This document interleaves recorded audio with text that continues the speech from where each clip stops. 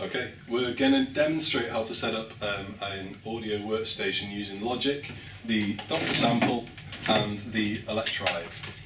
Yeah. So first off, we're going to plug in our audio card. At the moment it's not plugged in at all.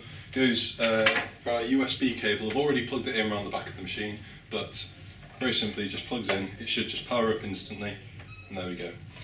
On here, just make sure that your monitor mix is set to USB, your main level's up, and we'll worry about the input gains later, but you need to make sure that the input is set to analog, not digital, right? Quite important that. Oh, and also, sorry, your mic/line and guitar is set to mic line, because we're plugging in line level instruments, not guitars. Next, these two are already plugged into the back of the amp, so I'm just going to stick them in the left and right outputs on the back of it, and turn the amp back up, because that's embarrassing when you forget.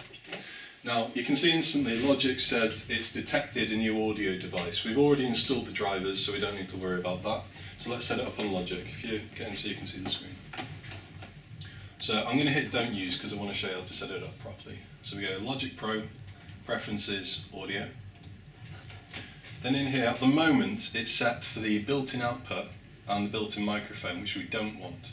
We want it set to the M-Track Plus for both of them, which will auto-update. And then we're going to set our buffer size to, we experimented a bit before and found that 1:8 gives a good balance between latency and system performance. So we'll choose that and go Apply Changes.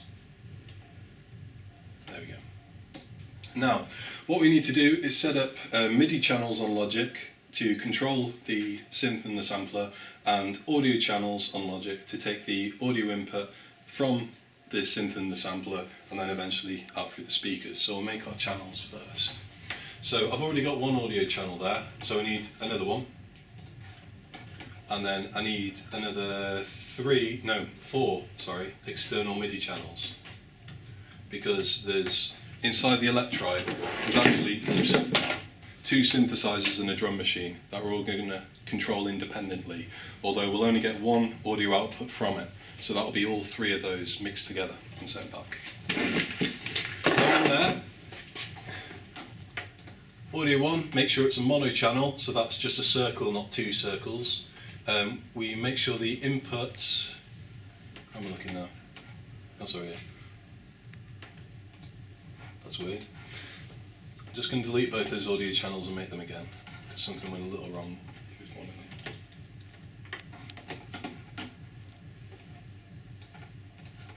You can hear the thumping techno from downstairs, that's useful. So that one's set to input 1, and audio 2, you need to set it to input 2. Like that. Then each of these, in the interests of making it interesting, I won't just have them as channel 1, 2, 3, 4. We'll pick fairly random numbers, and I'll show you how to set the channels on each of these devices. So for our first one, we'll rename this to Synth 1, and we'll have it coming out the M-Track Plus port, which is already set to, and we'll have it on channel 3. Why not? And then I'm just going to change the icon so that I can see what's going on. So let's make it look something synth-like. Next one, I'll have that as Synth 2. And that's already got a decent icon, but that might change the second I set this to channel 4. Yep.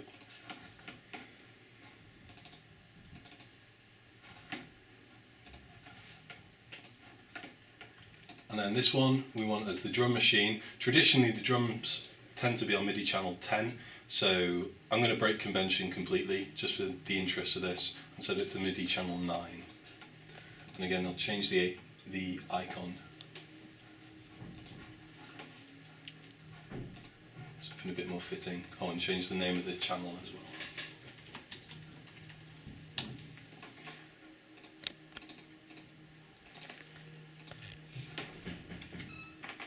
Then this one's going to control our sampler, so let's set it to MIDI channel. Now you can only have up to MIDI channel 8 on the sampler, so let's be awkward and set it to MIDI channel 2. Change it to sampler. And the icon to something that looks vaguely like a drum machine. I don't mean drum machine, sampler, yeah, sure. Okay, so that's the MIDI setup done on Logic. Now we need to plug our MIDI cables in and then boot up our devices. So the way we're going to do it, the Electribe has got 3 MIDI ports, one MIDI in, MIDI out and MIDI through. The way we're going to do it is connect a MIDI cable from the out of our audio card into the in of our Electribe, and then connect the through of the Electribe to the in of the Dr. sample. Right? It's important you do it that way around, because the sample has only got MIDI in, it hasn't got MIDI through. And MIDI through is it duplicates all the signals coming in from MIDI in straight out to MIDI through. So that way we can connect up both devices just using a single MIDI out.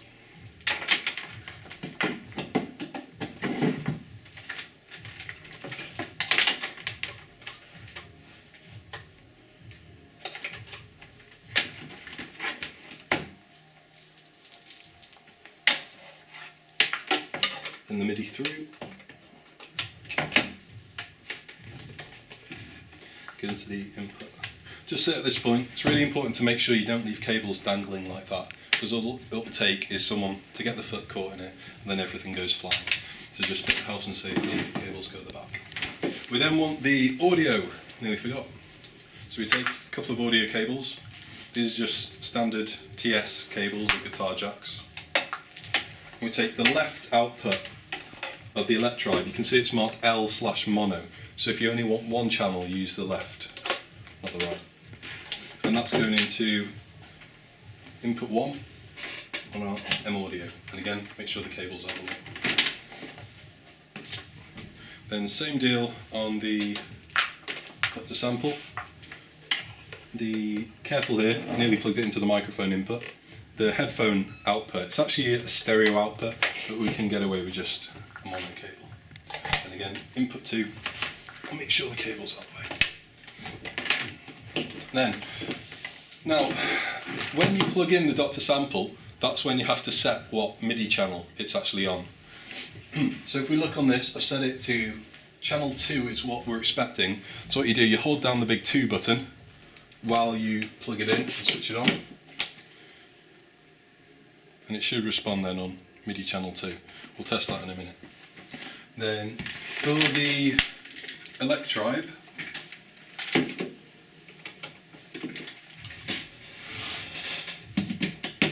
don't have to do anything while it's booting up.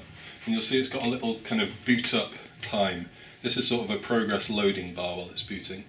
So you just got to wait for that to get to the end. Or when you knock the power cable and it resets. Bit dodgy, never mind.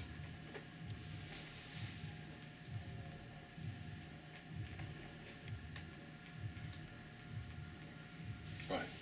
Now, we'll quickly just test that we're getting audio from this. So, if you have a look on the screen, I'm going to switch on the record enable and the monitor enable on both of these channels. And you can already hear a hiss, which is coming from this because the volume's all the way up. But if we go on the Electribe and you choose Synth 1 and press anything on the keyboard down here, that works. Synth 2, and then the drum machine. Okay, so that's working. The sampler, we've got some random samples loaded on there, so let's see what it sounds like.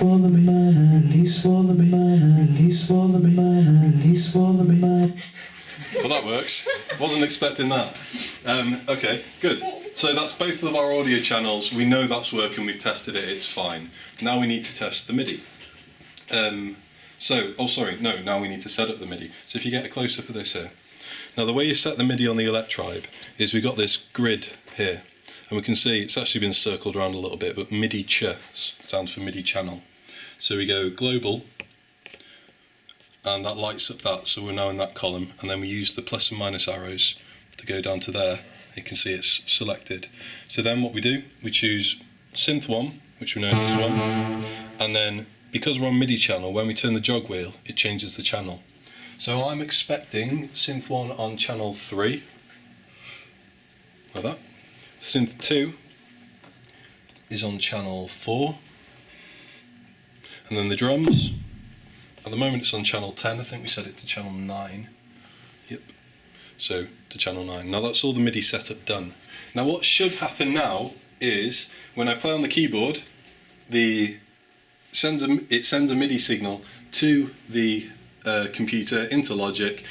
Whatever channel we've got selected, that's the one that the MIDI message gets sent to on that channel, and it goes to our devices. So let's see if it works. Let's try synth 1 first. Synth 2.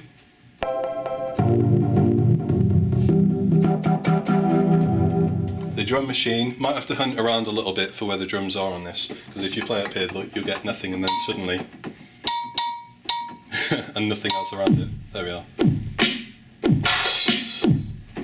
And then the sampler, same thing, we have to kind of hunt around to try and find it. That was lucky. Incidentally, that sample's set up so that when you press it once, it starts, and it doesn't stop until you press it again. So if you freak out while you're trying this, that's why, right? And that's it. It's all set up. I'm ready to play with. Okay? Thanks.